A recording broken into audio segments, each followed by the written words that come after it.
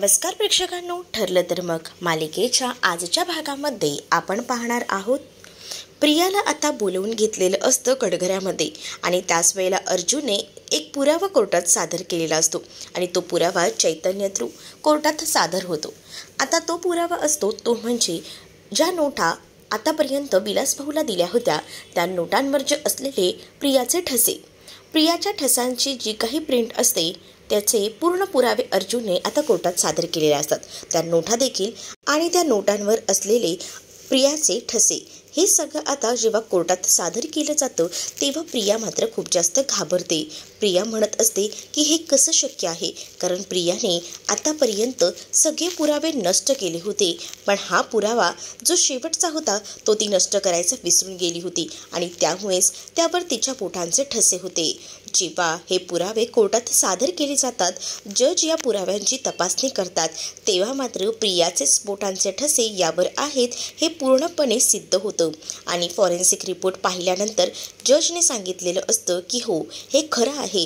पण त्याच वेळेला मात्र प्रिया जी आहे ती खूप जास्त रडकुंडीला आलेली असते आणि ती म्हणत असते की नाही हे सगळं काही खोटं आहे आणि ती सगळं काही सावरासावर करायचा प्रयत्न करत असते. एवढ्यातच रविराज देखील उठतात आणि म्हणत असतात की कोर्टात कोणतेही खोटे पुरावे आणून दाखवू नका, कारण माझी मुलगी इतकी पोटतिडकीने सांगते याचा अर्थ ती या सगळ्यामध्ये दोषी नाही आहे असं देखील आता रविराज सांगत असतात. पण अर्जुन म्हणत असतो की मी कोणतेही खोटे पुरावे दाखवत नाही आहे, जे काही आहे ते सत्य दाखवतोय आणि उगाचच यामध्ये वेगळी वाचा फोडू नका असं देखील म्हटलं जातं.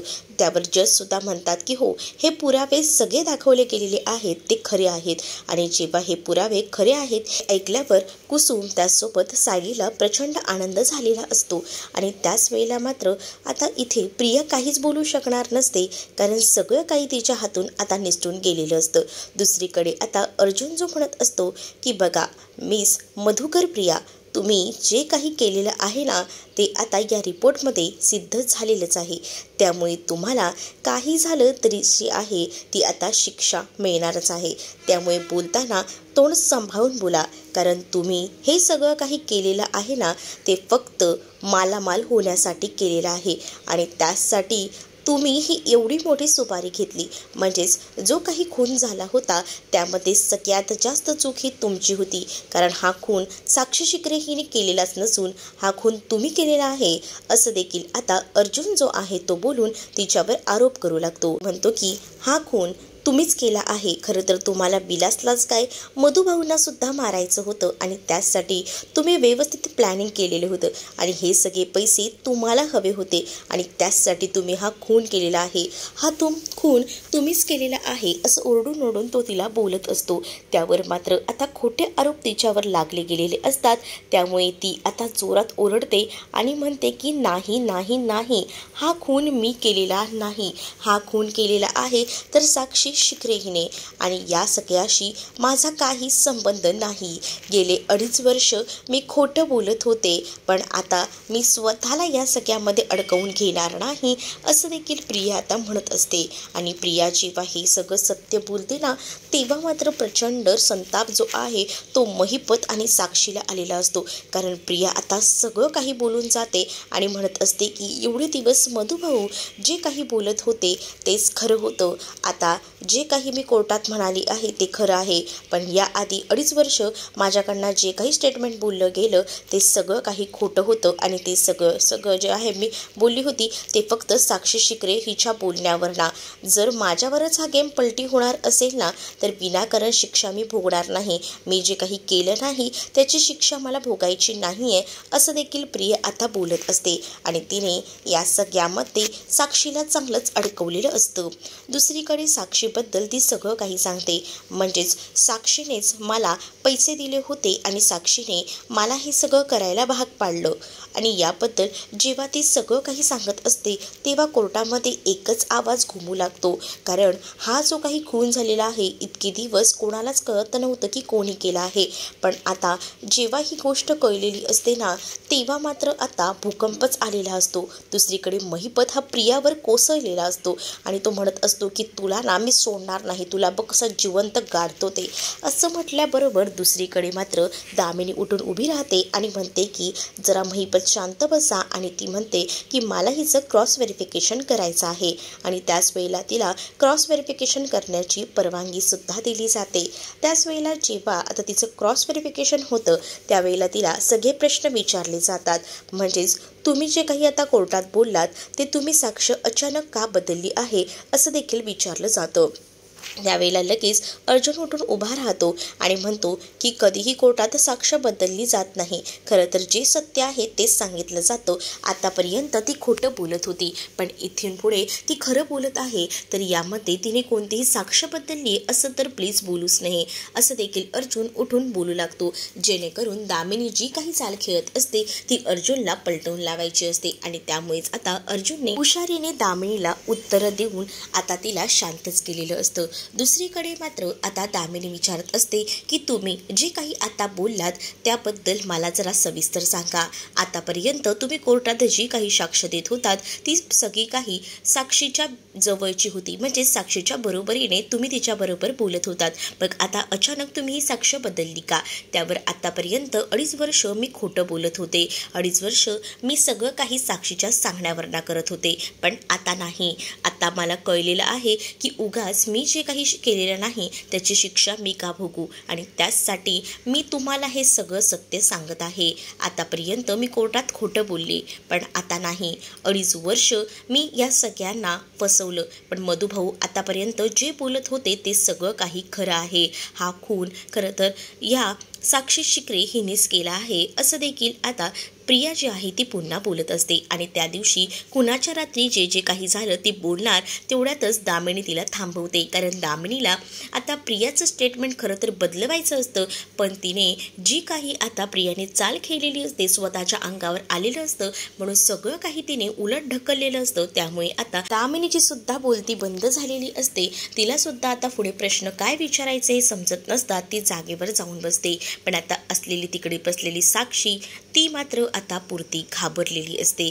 तर आता बोललं जातं की ह्यांनी तर मला सांगितलेलंच आहे, पण मला हे सगळं काही ना खरं तर साक्षी शिकरे यांच्याकडून सुद्धा ऐकायचं आहे. आणि त्याचसोबत ह्यांनी जी काही साक्ष द्यायची आहे ती अजूनही बाकी आहे, म्हणजे त्या दिवशी कुणाच्या रात्री नेमकं काय काय झालं हे मला ऐकायचं आहे असं देखील अर्जुन म्हणतो. आणि जेव्हा हे सगळं सांगितलं जाणार असतं तेव्हा मधुभाऊंना थोड्या वेळासाठी बाहेर पाठवण्यात येतं, कारण मधुभाऊ आणि त्याचसोबत प्रिया हिची साक्ष ही एकच यायला हवी, तिने जे काही सांगते ते एकच यायला हवं, यासाठी मधुभाऊंना बाहेर पाठवलं जातं. मधुभाऊ जेव्हा आता बाहेर जातात तेव्हा आता प्रिया सगळी घडलेली हकीकत त्या दिवशीची सांगू लागते आणि म्हणत असते की खरं तर आम्ही ते सगळं काही प्लॅन करून केलं होतं, माझं हे प्लॅनिंग साक्षीसोबत झालेलं होतं. आणि त्याचमुळे आता ती पुढे सांगू लागते की मी आणि विलास हे सगळेजण आम्ही खरं तर मूवी बघायला गेलो होतो, पण तेव्हा तिथे अचानक मी नाटक केलं की माझं पोट दुखत आहे. आमचं तसं प्लॅनिंगच होतं, कारण आम्हाला आश्रमात येऊन या सगळ्याची झडती घ्यायची होती, त्यामुळेच मी आश्रमात यायचं ठरवलं.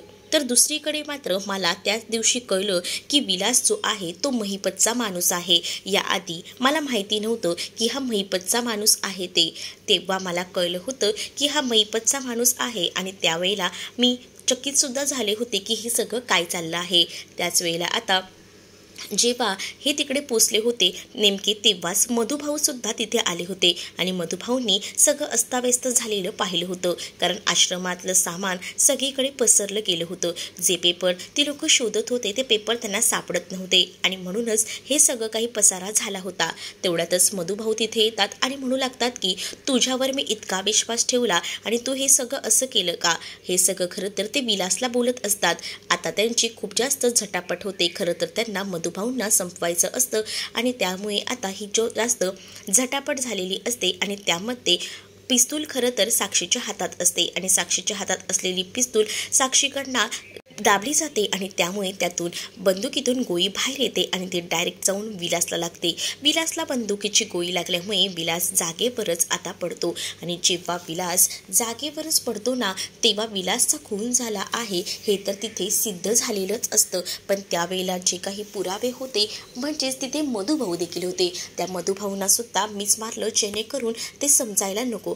एवढ्यापर्यंत मी जे काही होतं ते सगळं काही खरं सांगितलं आहे. जी काही घटना झाली त्याबद्दल मी सगळं काही तुम्हाला सांगितलं आहे, असं देखील आता जी प्रिया आहे ती बोलत असते. जेव्हा प्रिया हे सगळं काही बोलत असते तेव्हा मधुभाऊंना बोलवलं जातं. मधुभाऊंकडनं सुद्धा हे सेम स्टेटमेंट काढून घेतलं जातं. म्हणजे मधुभाऊ आणि त्यासोबत प्रिया ह्यांचं स्टेटमेंट जुळतंय का हे खरं तर पाहायचं होतं. त्यामुळे अर्जुन मधुभाऊंना जेव्हा पुन्हा एकदा कोर्टात बोलवतो तेव्हा त्यांना सुद्धा विचारत असतो की मला जरा तुम्ही सांगा की नेमकं काय झालं होतं ते. त्याच वेळेला आता ते सांगू लागतात की त्या दिवशी मी खरं तर बाहेर सामान आणायला गेलो होतो आणि त्याच दिवशी सगळीच जण पिक्चरसाठी बाहेर गेले होते. मी जेव्हा येऊन बघितलं तर तेव्हा कोणीसुद्धा नव्हतं. म्हणजेच तेव्हा ना इथे फक्त साक्षी आणि विलास होते आणि पूर्ण सामान अस्ताव्यस्त पसरलेलं होतं.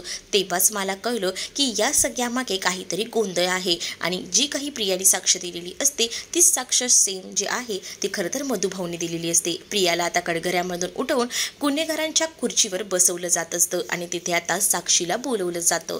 साक्षी जेव्हा समोर येते तेव्हा अर्जुन साक्षीला प्रश्न विचारतो आणि तिला म्हणतो की आता मला एकच प्रश्न सांगा आणि तो खरा सांगा, कारण आतापर्यंत जे जे काही खोटं बोललेलं आहात ते प्रियाच्या एका साक्षीमुळे खरं झालेलं आहे. त्यामुळे तुम्ही सांगा की हा खून तुम्ही केलेला आहे का.